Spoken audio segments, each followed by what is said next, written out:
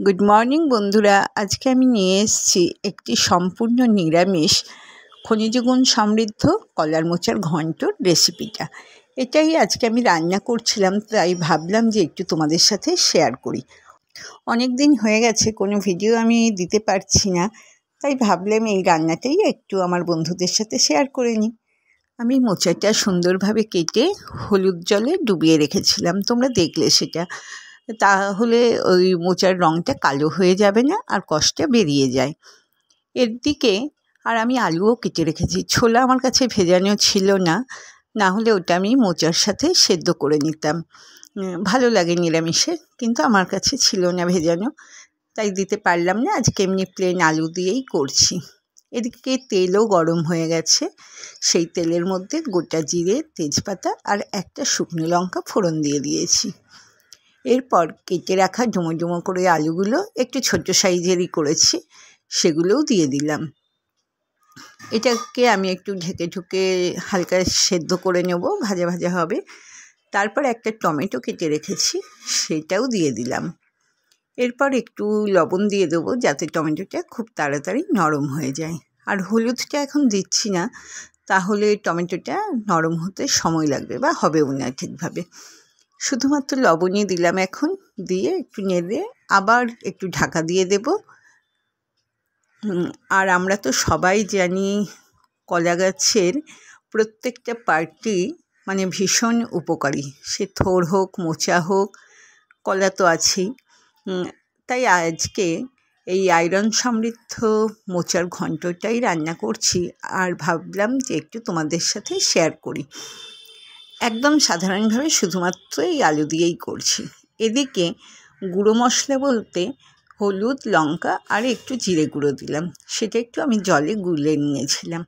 তারপর সেটাও আমি এর মধ্যে দিয়ে দিলাম। এবার এটাকে একটু ভালো করে কষিয়ে নেব, একদম সহজভাবে। আর মোচা সেদ্ধর যে জলটা, সেটা কিন্তু আমি ফেলিনি। রান্না করতে করতে যেটুকু আমার জলের প্রয়োজন হবে, সেটা আমি এটাই ব্যবহার করব। এই মোচা নানানভাবেই রান্না করা যায়, আবার একটু সুন্দর স্বাদ আসবে চিংড়ি মাছ দিয়ে আমিষেও করা যায়, পেঁয়াজ দিয়ে, চিংড়ি মাছ দিয়ে।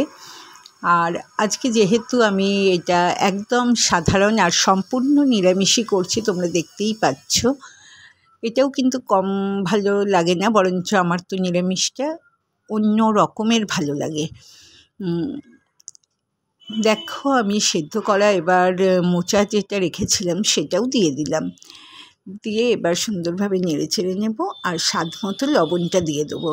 আলু ভাজার সময় একটু দিয়েছিলাম, এখন বাকিটা আমি পরিমাণ মতো দিয়ে দিলাম।